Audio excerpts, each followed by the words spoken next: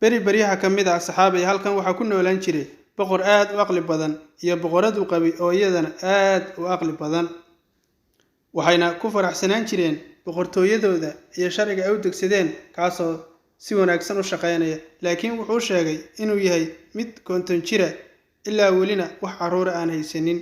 wuxuuna kulmiyey dhakhtar khabiir ah ayuu u yeeray kadib isagoo dhahaya caawi.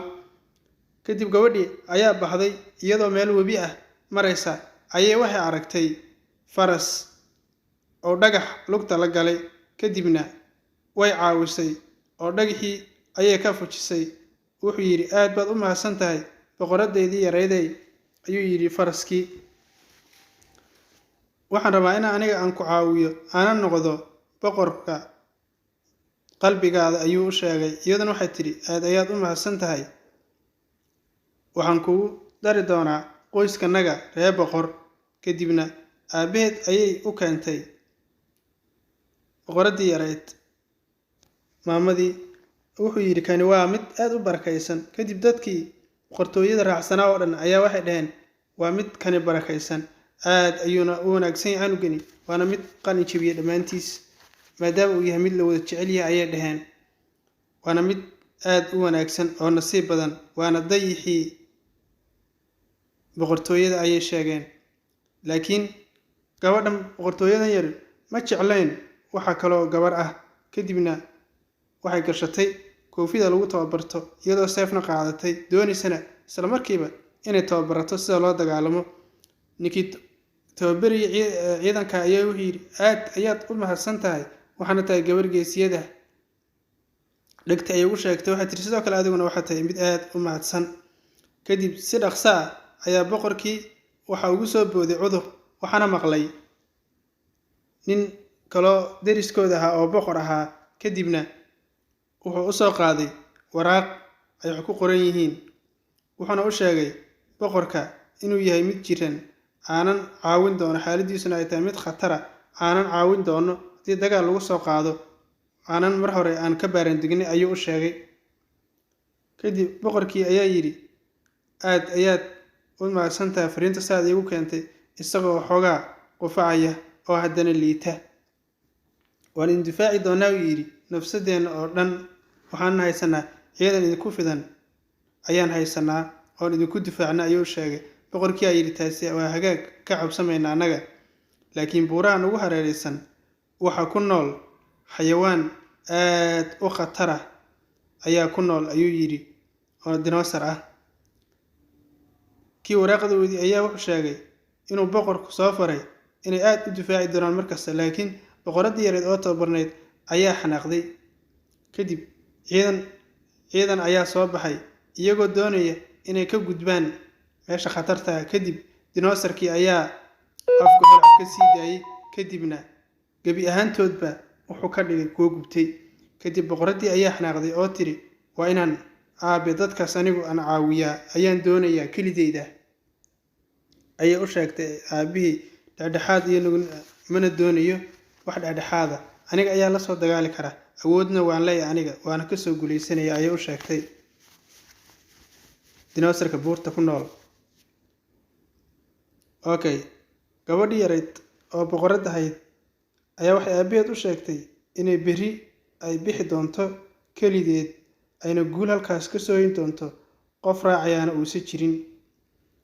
aabaheed ayaa u sheegay ciidanka ayaan kugu dari doonaa, waa inaad noqotaa mid mas-uuliyad qaada, ciidankaagana ka feker gabadhaydiyey, waxaana tahay mid madaxa saacan laga bilaabo ayuu aabihii u sheegay gabadhii. ninkii ciidanka tababarayay ayaa ku tiri waa inuu isagu halkan sii joogaa, labadanood ma wada bixi karnay tiri anaa ku filan waxaas, waxaanan ahay mid geesiyada sida loola dagaalano waan leeyahay iyo xirfad oo isaga i bare ayay tiri, iyo xirfad kale intaba ayay u sheegtay gabadhii. waxaana leeyahay awood aniga igu filan oon iskaga difaaci karo ayay u sheegtay. kadib wuxuu yidhi isagana ka feker nafsadaada, iskana ilaali. kadib seefteedii ayay qaadatay iyo faraskeedii. aabaheedii hooyadeedna waxay ku tiri maca salaama aabiyi hooye. kadib isla markiiba geeda ayaa xiray, wayna iska goysay iyadoo seefta ku dhufanaysa. kadibna way ka booday webiga oo ay xaasi ku noolaayeen. Kadib xayawaano ayaa ka daba yimid kuwaas oo aad u khatar ah, tufayena holacna afka ka tufaya. Kadib ayay ka carartay iyadoo fariskeedii dheereeyay wadata. Kadibna waxay carartaba iyadoo gambanaysa haddana way carartay way gambatay waxay carartaba way gambataba. Kadib waxay ku dhacday meel shabaq ah oo loo diyaariyey. kadib waxaa soo degay dinoosarkii afka qiica ka sii daynayay. meel caws ayay ku dhumatay, waxayna aragtay canugii dinoosarka oo balanbaalis la ciyaaraya ayay aragtay. kadib kaas oo soo dhacay meel dhagaxa ku dhacay, kadibna dhaawacmay isagoo dhaawacan oo tartiib u soconaya. kadib gabadhii boqoradda ahayd ayaa wax gashay naxariis. kadibna waxay soo qaaday geed ay ku daaweyso canuga yar oo dinoosarka. laakiin dinoosarkii iyo canugeedii yaraa ayaa dhuuntay, kuwaas oo mugdiga isku qariyey maadaama ay tahay mid askariyada haddana hub wadata. meeshii mugdiga ahaa ayay kala haashay oo tiri, anigu wax dhib ah idiinma qabo. wuxuu yidhi, marka qof askariya aniga ma aamini karo, laakiin bini'aadanka cadotinimo annaga iskuma qabno, ayuu u sheegay dinoosarkii. kadib way u sheegtay inay hubkii iska dhigtay, wax cadotinimo aysan u qabin oo doonayso in ay saaxiibaan dinoosarka. kadib dinoosarkii ayaa meeshii mugdiga ahayd ka soo baxay iyadii canugeedii yaraa, laakiin canuga yarka gebi ahaanba waa mid dhaawacan.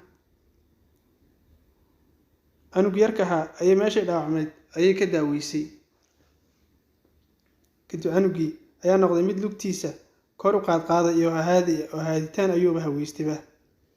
kadib dinoosarkii maamada ahayd ayaa waxay tidhi, aad ayaad u mahadsan tahay. halkaas ayayna habeenkii ku caweeyeen, ayna cunno halkaas ku wadaageen iyo wixii taariikha ay uga sheekayday oo boqortooyadooda inaysan xaasidna ku ahayn ayay u sheegtay. sidoo kale isaga ayaa wuxuu sheegay inuu yahay mid wax kasta gubi kara, caawin doona iyada sida ay u caawisay ayuu dinoosarkii u sheegay, uuna dagaalka la geli doono wixii iyada ka hor imaada. iyagoo halkaas ku caweynaya caawadii oo dhan, afkiisana inuu holax ka sii daayo wax kastana uu gubi karo ayuu u sheegay. iyadu waxay u sheegtay wax cadotinimo ah inaysan dadkan ka dhexayn, aysana doonayn in dhammaan la gubo ama la laayo haddii aysan iyagu kasbanin. dinoosarkii ayaa u sheegay inuusan bini'aadanka wax cadotinimo ah uusan u qabin, laakiin iyagu ay yihiin bini'aadanku kuwa dhib badan sidoodaba. iyada ay waxa u sheegtay markaas in ay caawinayso ayna difaacayso mar kasta ayay u sheegtay, ayna ku dhigan doonto saaxiibkeeda ugu horeeya. kadib dinoosarkii ayaa aaminay, wayna heshiiyeen. wuxuuna ku wareejiyey seerigii sixirka ayuu ku wareejiyey. wuxuuna yidhi, iminka waad bixi kartaa, kown waa seerigii sixirka, waadna bixi kartaa ayuu yidhi. markastoo aniga aad ii baahatana, haddaad dhibaato la kulanto seerigaasi ii yeeri, anaa isla markiiba si degdega kuugu imaan doona ayuu u sheegay. kadib way tagtay, wuuna macaasalaameeyey. waxayna u timid aabaheed iyadoo u sheegtay inay dinoosarkii gebi ahaantiisaba ay ka soo guulaysatay. aabihii ayaa yidhi, taasi waa mid khalad ah, codsigiisa inaad u oofisana mayse ahayn. annaga reer boqor haddaan nahayna la noogama baranin cadowgeenna inaanu aanu noqonno kuwa u jilicsan buu yidhi. may ayay tiri, aaba saas maahan, hadhihin waxbana ha qoslin, annagu imika waanu soo heshiinay bay tiri. nabadda ayaa ka wanaagsan dagaalka. gebi ahaanba wuxuu yidhi, waxaan u aqbalaya ma ahan, wuuna xiray gebigeediiba, isagoo ciidankiisii u sheegay inay hubka qaataan ayna dinoosarka soo dilaan. isla markiiba waxay yeedhisay seerigii sixirka ahaa. isla markiiba dinoosarkii oo haadaya ayaa yimid. ciidamadii qaar ka mid ah way carareen, kuwii geesiyaasha ahaana waxay isku dayeen inay dinoosarka dilaan.